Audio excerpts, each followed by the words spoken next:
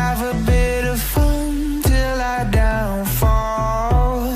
My love, if you feel like I do right now, don't say you're on the run to the other side, my love.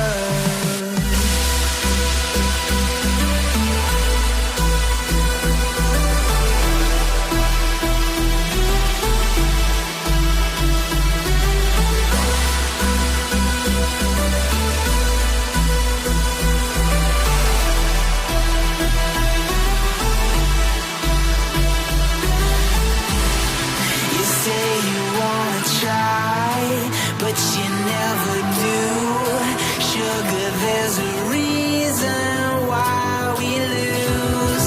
You say you wanna cry, but you never do. Sugar, there's a reason why we lose.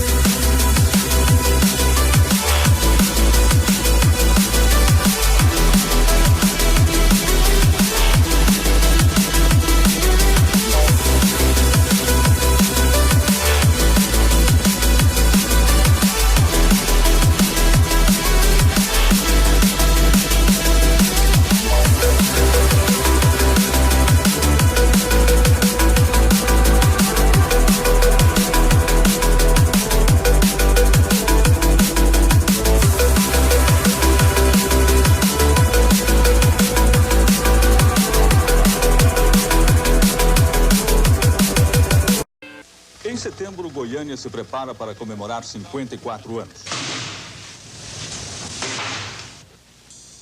No penúltimo dia do mês, o que prometia ser uma tranquila primavera se transforma em pesadelo. Como um raio que cai sobre a cidade, a população descobre que uma ameaça se espalha pelas ruas. Um aparelho de radioterapia abandonado e aberto a golpes de marreta num ferro velho liberta a misteriosa luz azul. Luz da morte, da tragédia. A cidade está traumatizada. Chega um estranho exército. Batalhões de técnicos armados com aparelhos nunca vistos aqui. Casas são isoladas, ruas interditadas. Os primeiros contaminados são atendidos no Estádio Olímpico. Do lado de fora, o povo faz filas para o teste de contaminação. O embarque de alguns pacientes para o Rio é uma cena que mostra a gravidade da situação. Passado o susto inicial, a tragédia do Césio começa a despertar indignação. Os goianienses e todos os brasileiros descobrem que aquele acidente poderia ter acontecido em outras cidades. A energia nuclear mostra uma realidade cruel e deixa claro que o uso desse recurso exige, além da tecnologia, muita responsabilidade. Esta passeata no centro de Goiânia não denuncia apenas o que aconteceu na cidade. Coloca em xeque a política nuclear do país conduzida pela CENEM, a Comissão Nacional de Energia Nuclear. A emoção volta com a morte das duas primeiras vítimas da radiação. Há tumulto no cemitério e uma tentativa de impedir o sepultamento.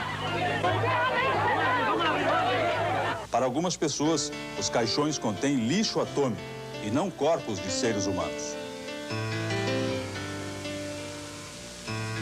No começo de novembro, uma boa surpresa.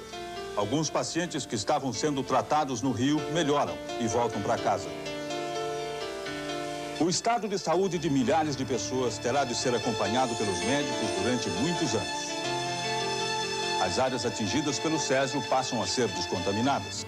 Uma delas será a Praça Leide das Neves Ferreira, homenagem de Goiânia à menina de 6 anos que se transformou num símbolo do primeiro grande acidente radioativo no Brasil.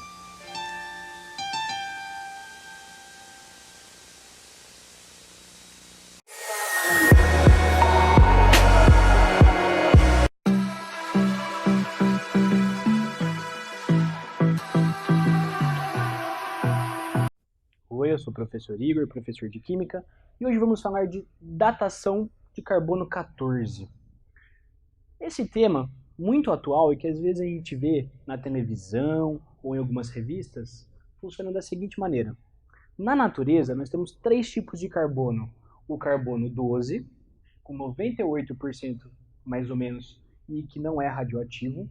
O carbono 13, que é 1,1% e também não é radioativo. e o famoso carbono 14, que é 0,00001%. Eu falei 5 zeros, tudo bem? E esse sim é um carbono radioativo, ou seja, sofre decaimento. O tempo de meia-vida desse carbono é de 5.730 anos. E aí, como é que funciona? Bom, lá na alta atmosfera, o nitrogênio choca-se com um nêutron e forma-se o carbono 14 mais o próton. Este carbono 14 é incorporado via fotossíntese às plantas. As plantas que uma vez a gente acaba comendo, e uma vez que a gente come, a gente também incorpora esse carbono 14. Por isso, nós temos uma determinada concentração de carbono 14 que não muda nunca, que ela é aproximadamente 10 ppb. Se eu tenho essa concentração, eu sei quanto que um ser vivo tem que ter de carbono 14 no seu organismo. Depois que você morre, você para de se alimentar, certo? A não ser que você seja um zumbi. Aí tudo bem. A hora que você para de se alimentar, você para de incorporar carbono 14 e você passa só a perder carbono 14. Perde como? Bom, carbono 14 sofre um decaimento beta e torna-se novamente no nitrogênio 14, aquele mesmo que vai dar início a todo o processo. Se depois que você morreu, você só libera, então eu sei se você está vivo, quanto você deveria ter. Sei quanto tempo demora para perder o carbono 14. Então eu consigo fazer uma conta regressa. Eu sei quanto que você deveria ter se você estivesse vivo. Começo a voltar no tempo e consigo fazer a datação da idade daquele ser vivo com a porcentagem de carbono 14. Tudo bem? Então isso foi datação de carbono 14. Muito obrigado.